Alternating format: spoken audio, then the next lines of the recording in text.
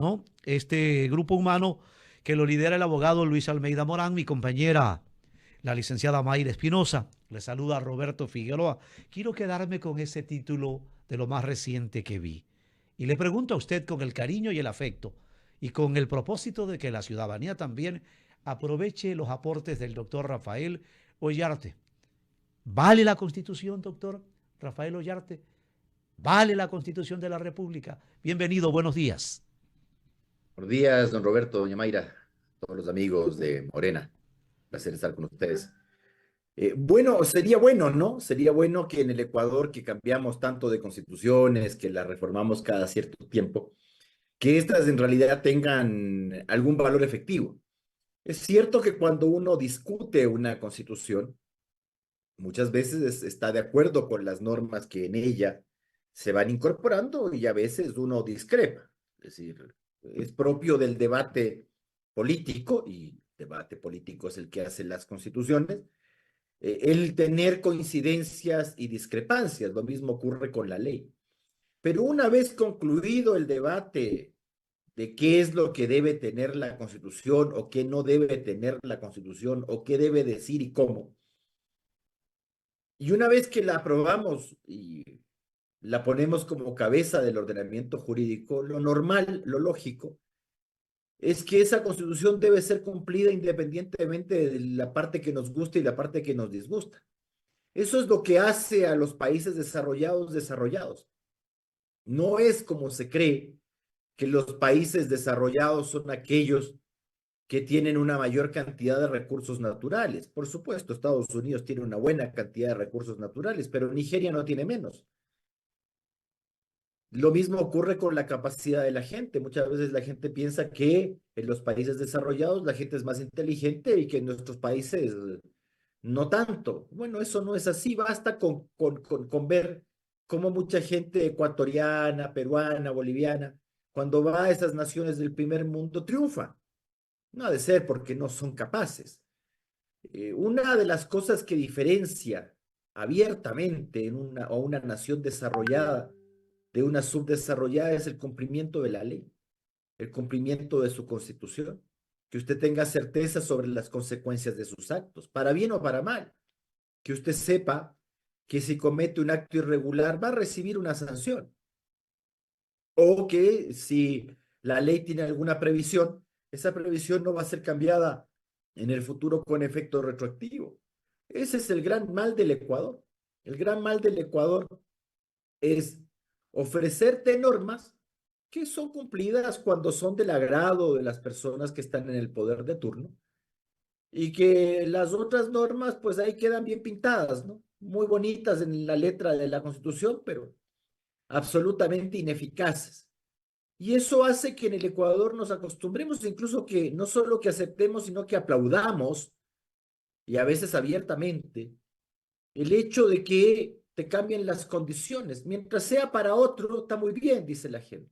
Mientras no sea para mí, naturalmente la gente entiende las consecuencias de que a ti te varíen las condiciones jurídicas en el futuro. Por ejemplo, si yo le dijera a usted, este año, usted ya pagó el impuesto a la renta del año 2022, vuelva a pagar otra vez.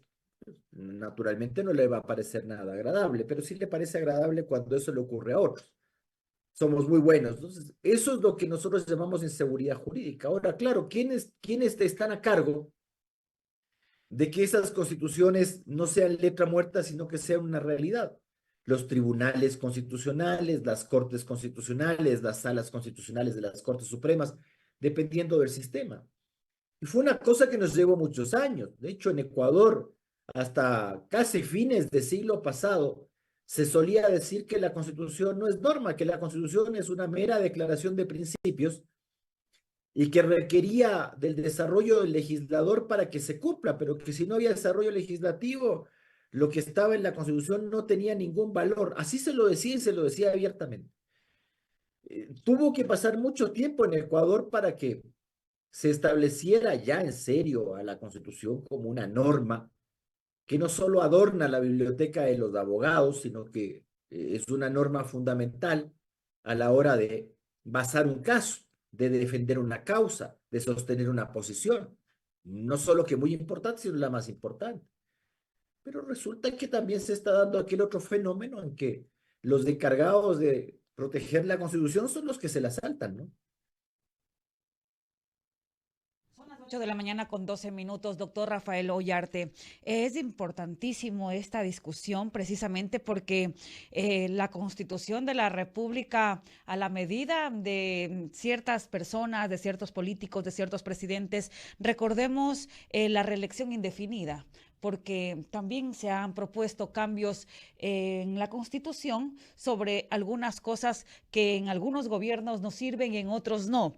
Revisábamos hace pocos minutos los cambios que se han propuesto, inclusive varias preguntas de la consulta popular fueron promovidas por el expresidente Guillermo Lasso y que ahora constarán nuevamente en la papeleta.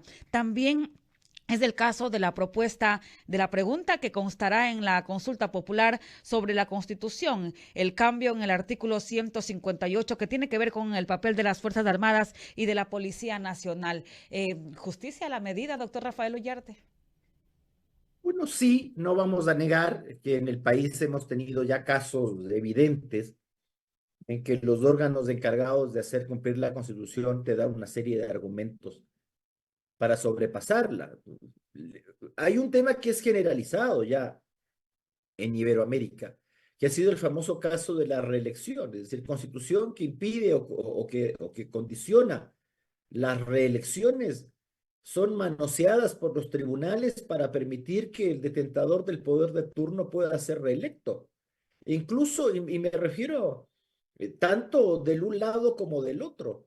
Es decir, esta es una cuestión que comenzó con Fujimori en el año 99-2000, pero luego la siguieron los señores Chávez, Evo Morales, luego seguimos en Honduras, Costa Rica, un país que tenía una democracia tan acendrada, no creo que la hayan perdido, pero sí la debilitaron, solo para permitir que el señor Oscar Arias pueda ser presidente de Costa Rica otra vez. Un tribunal se saltó la Constitución, si es cosa de escribir cosas en las sentencias, lindos argumentos. Y lo último fue en El Salvador, muy popular Nayib Bukele, que no podía ser reelecto, fue reelecto a base de una sentencia de la Sala Constitucional de la Corte Suprema. Acá también lo hemos vivido, y lo hemos vivido también en el sentido de que usted tiene norma expresa y que si a una mayoría de la Corte no le gusta, esa norma expresa no sirve. Yo no soy, porque además es una norma que no constaba en la Constitución del 98 ni en ninguna de las precedentes, el que puso en la Constitución esto de que el matrimonio es entre hombre y mujer. Yo no he sido, han sido los revolucionarios. Y resulta que los primeros en saltarse eso son los revolucionarios, y te empiezan a decir, y te empiezan a hablar de los derechos fundamentales, y te saltas una norma expresa. Y bueno, entonces la Constitución dice que el matrimonio es entre hombre y mujer, pero en la realidad así no es. Y claro, alguien me dirá, bueno, pero está bien. Bueno, pero primero, en un país civilizado, primero se cambia la Constitución.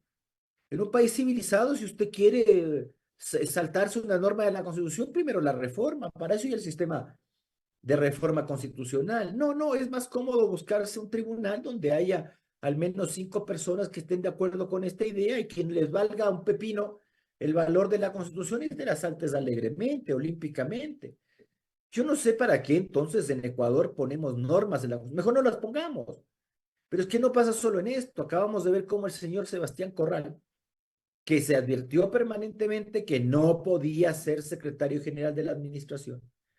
¿Por qué? Porque era accionista de una cadena televisiva, Kratel. Y se le dijo varias, no puede ser, no puede ser, pero fue, pues se firmó el decreto, nadie hizo ningún problema. 2 meses después de acabar el régimen del señor Lasso, llamémosle régimen a lo que el señor estuvo ahí viendo, eh, y resulta que la Contraloría tarde te viene y dice, efectivamente no podía ser secretario general de la administración. Ah, mira qué chistoso. Entonces, la gente ve eso, el común de los mortales ve eso y dice, bueno, si para los detentadores del poder la Constitución no es una norma, sino una sugerencia, bueno, para mí también lo ha de ser. Y luego nos preguntamos por qué aquí se acrecenta la delincuencia. Y alguien va a decir, oye, Arte está exagerando. Yo no estoy exagerando nada. Los delincuentes también tienen explicaciones para ser delincuentes. Los delincuentes también te pueden dar interesantísimas señalamientos de por qué ellos roban, de por qué ellos asesinan. Te lo pueden decir. Pero si un tribunal te dice que el valor de la vida del no nacido es nulo, pues para un delincuente a mano armada también el valor de su víctima es nulo, pues también. Bueno, entonces no sé por qué colocamos normas en la Constitución a sabiendas de que luego va a llegar alguien y se la va a saltar y que el órgano encargado de hacerla cumplir es el que se la salta. Entonces, bueno, entonces vivimos en una cuestión, lo que los, lo que los regímenes nacionalsocialistas, perdone que ponga este ejemplo porque era así. En los regímenes nacionalsocialistas se hablaba de la seguridad de la inseguridad. Es decir, lo único seguro es que nada es seguro. Eso es lo que, a eso estamos llevando a nuestros países. En que lo único seguro es que nada es seguro. En que uno, cuando uno le hace una pregunta legal, uno dice, vea, esto es así asado y cocinado, esto es lo que dice la norma, pero ya veremos si los tribunales consideran de que estas normas bien están. Y vamos a comenzar con lindas argumentaciones y a filosofar y a subirnos en la nebulosa y en la estratosfera, a decir, bueno, pero no hay que tomarse tan en serio la Constitución, poco menos, ¿no? Yo saludaría que por lo menos la Constitucional dijera eso de una buena vez, no se tome tan en serio la Constitución, ni siquiera tómese tan en serio mis propios fallos. Ya veremos cómo arreglamos, ya, la seguridad de la inseguridad. Ahora tenemos una serie de dificultades, estamos en un conflicto armado interno, la Corte todavía no despacha la Constitucional. El dictamen de constitucionalidad es estado de excepción. ¿Por qué no lo despacha? ¿Qué cosa hay ahí que... Porque ya ha pasado tiempo, pues el estado de excepción no se decretó antes de ayer. Ya debería haber salido ese dictamen, porque ya mismo tenemos que ver si se renueva o no se renueva. Y la Corte va a seguir con este pronunciamiento torpe de que los estados de excepción solo se renuevan por 30 días. Yo no sé qué hubiese pasado en 1995 si hubiésemos dicho semejante tortería, semejante torpeza. Perdíamos la guerra con el Perú, ¿no? Ya. Yo no sé por qué la gente a veces llega a esos cargos y ni leer puede, pues, ni conocer su propia historia. Tipo de situaciones. Nos preocupa el hecho de, en el caso del señor Corral o Corrales, Sebastián, en su momento, hoy hasta los ministros, pero vemos allí, doctor Rafael Ollarte, que aparecen una serie de certificados, hoy sí, mañana no. Y es un tema de nunca terminar. Volvemos a tropezar con las mismas piedras. Por eso le decía que empleaba el título de su más reciente, al menos el editorial que pude observar de su pluma, de su publicación, ¿vale o no la Constitución? E incluso tenemos a veces hasta dudas.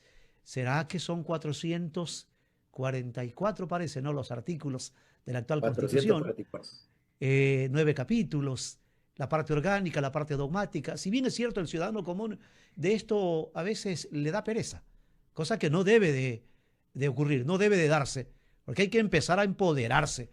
Hoy vamos a una consulta popular y decíamos hace un rato, dialogábamos con el ex viceministro de gobierno, el doctor Cubi, y le preguntábamos, en caliente, ¿no? En caliente.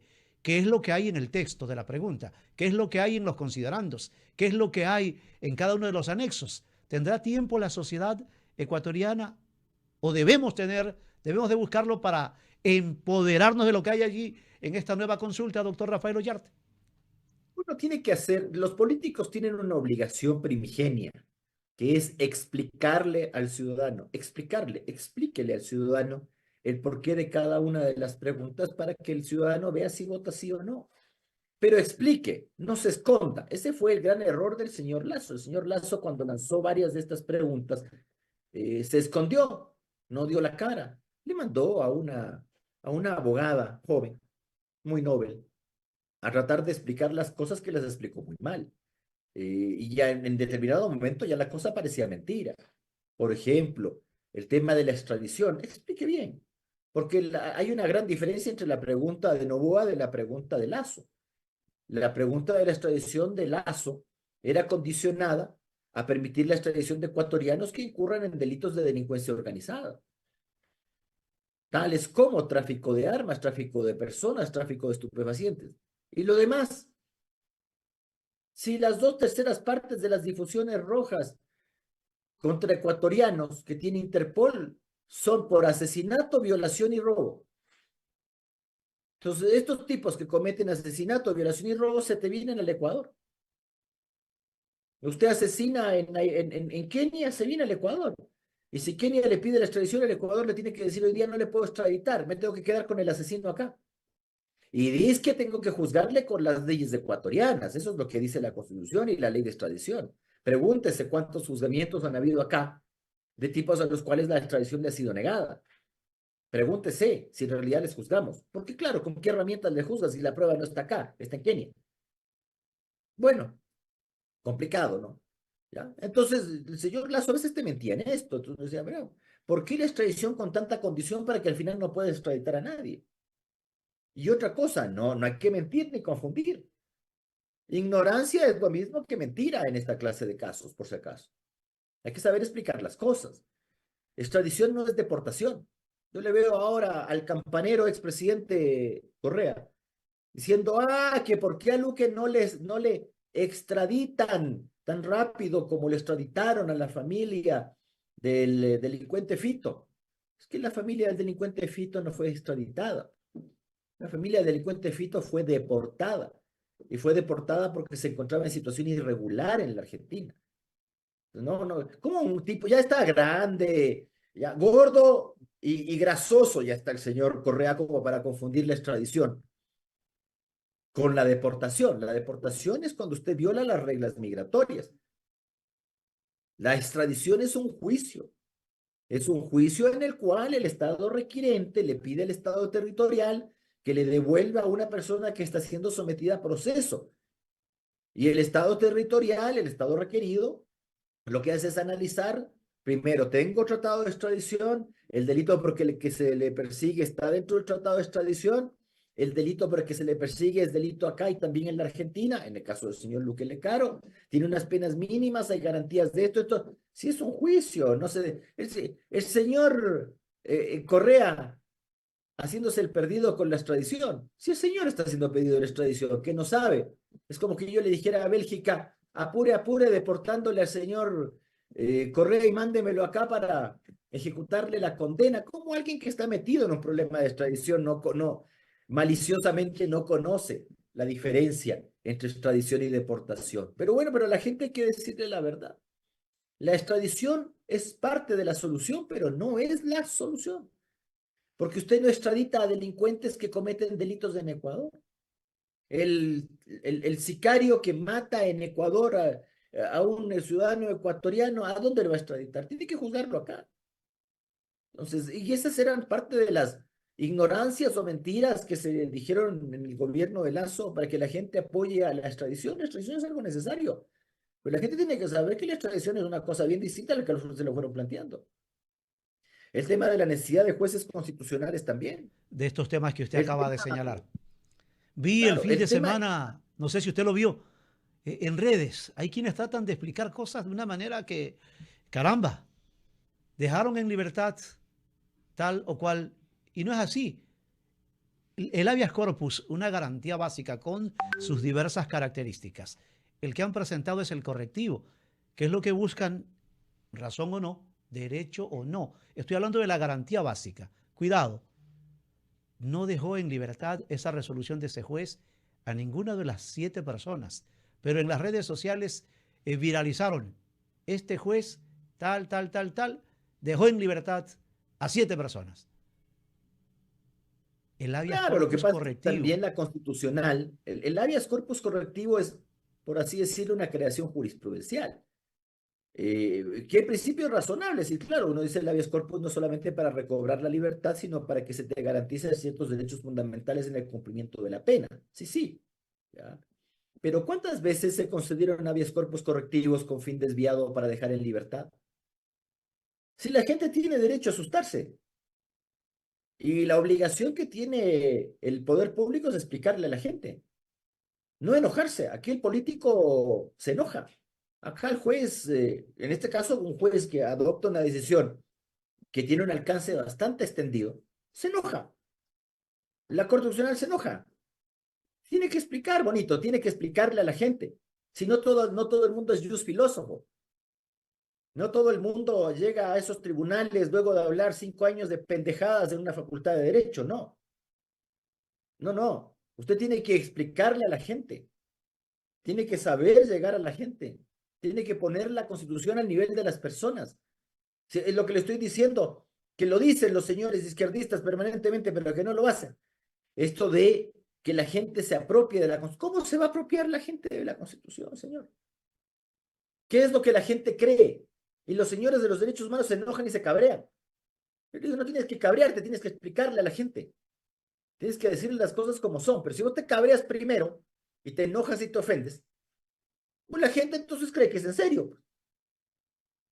Que lo que la gente cree que son los derechos humanos son garantías para los delincuentes para seguir cometiendo actos criminales. La garantía del delincuente de no ser juzgado, de no ser condenado. La gente ve eso. La gente, el común de los mortales ve eso. Porque vea en el Ecuador el tratamiento de la víctima, pues.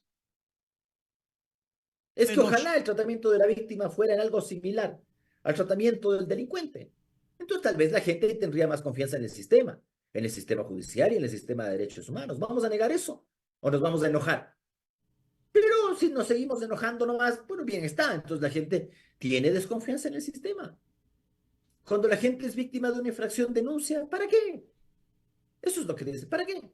No ganó nada. Me robaron el celular y ¿qué? Más pierdo el tiempo, dinero, morirme de SIDA y el celular no lo voy a recuperar, la computadora tampoco. Eso es lo que dice la gente. Entonces el sistema está desapegado de las personas. Y los señores de los derechos humanos siguen en la estratosfera. Están en otro mundo. Y la gente, entonces, usted solito, está haciendo que el sistema vaya a otra parte. ¿Por qué los Bukeles son aplaudidos? Usted podrá echarse de boca contra el piso, a decir de que Bukele es un abusivo, de que un montón de la gente que ha sido detenida son inocentes. Sí, pero vaya a El Salvador y dígale eso a alguien. En un país en donde antiguamente, se lo digo por experiencia personal, cuando uno llegaba de pasada por El Salvador y le decía tiene 8 horas en El Salvador, uno las 8 horas se la pasaba en el aeropuerto, ni de broma se te ocurría salir a San Salvador, pero ni de broma, había que estar mal de la cabeza para hacer eso, para salirse del aeropuerto. Doctor Un Rafael país con unas Ollarte. tasas de homicidio africanas. Bueno, hoy día ese país es un país seguro, entonces la gente te dice, y los señores de los derechos humanos se ofenden, de que la gente dice, ay, está cambiando la libertad por la... Sí, claro, pero usted dígale a una madre de familia que no sabe hoy día en Ecuador si el hijo que mandó al colegio a la universidad de la noche vuelve o vuelve incompleto. Dígale a esa madre de familia, váyale con la explicación de los derechos humanos de esa persona.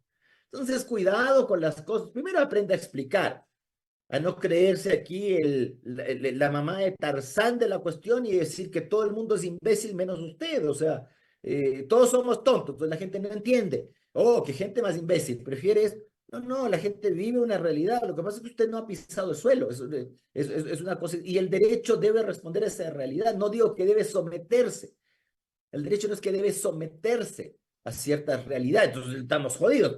Pues vayamos todos como en el viejo oeste con arma al cinto. No nos toca más. No, no. Pero el derecho debe ponerse las patas en la tierra, ¿ya? Y poder solucionar esos problemas que son del diario vivir de las personas. Solucione eso y va a ver cómo se legitima el sistema judicial, cómo se legitima su sistema constitucional y cómo se legitima el poder. Rafael Ollarte, me va a disculpar el abuso. Quiero comprometerlo. Este equipo humano queremos comprometerlo para en lo venidero. No sé qué pase hoy a las 10 de la mañana en las reformas al COVID, que también por ahí se dice que hay vientos de Sí, medida hay una desastre. frescura por ahí. Y otra, Vea, las sí está preguntas. mal el tema recurso de revisión en el Código Integral Penal. Tiene un gravísimo problema, creado por el Código Integral Penal que mantuvo solo 3 de las 6 causales que antiguamente se establecían. Cuando se encontrara viva la persona que se creía muerta, cuando hay 2 sentencias condenatorias sobre una misma infracción contra diversas personas sentenciadas que por ser contradictorias revelen que una de ellas está errada. Entonces usted tiene una sentencia condenatoria por homicidio en Ambato y otra por homicidio en Manabí contra la misma persona. Una de las dos está mal, dirá. Entonces recurso de revisión. Y por haberse dictado en virtud de documentos, testigos falsos, informes periciales maliciosos o errados. Hasta ahí se quedó, pero eliminó otras 3 causales. Uno de estos Una días nos hemos concede otra cubierta por los jueces entrevista. de garantías penitenciarias, pero 2 no. Pero de ahí a que te abuses y que digas, porque uno dice, reincorpore eso de cuando se demuestre que el sentenciado no es responsable del delito con prueba nueva. O cuando no se hubiese comprueba conforme a derecho la sentencia del delito al que se refiere la sentencia. Recupere eso. Pero no me venga a poner tonterías pues, en el Código Integral Penal. Pero tampoco hay que espantarse tanto. Pues. Si se supone que veto hay, yo supongo que el presidente Noboa no está tampoco detrás de esta tontería, ¿no? Yo quiero pedirle, para ver si uno de estos días nos volvemos a encontrar y también analicemos las preguntas, tanto las de reforma directa como también lo que trae consigo la consulta popular, tanto de referéndum como de consulta popular. Uno de estos días nos acepta otro diálogo de acuerdo a su tiempo, doctor Rafael Ollarte. Siempre un placer. Un abrazo cordial. Buen día. Han escuchado al doctor Rafael Ollarte y nos quedamos pendientes para ver qué más queda o resulta hoy en la función legislativa 10 de la mañana, ¿no? Así es. Reformas al COI. Nos vamos a una ligera pausa y retornamos con más de Morena Noticias, primera emisión.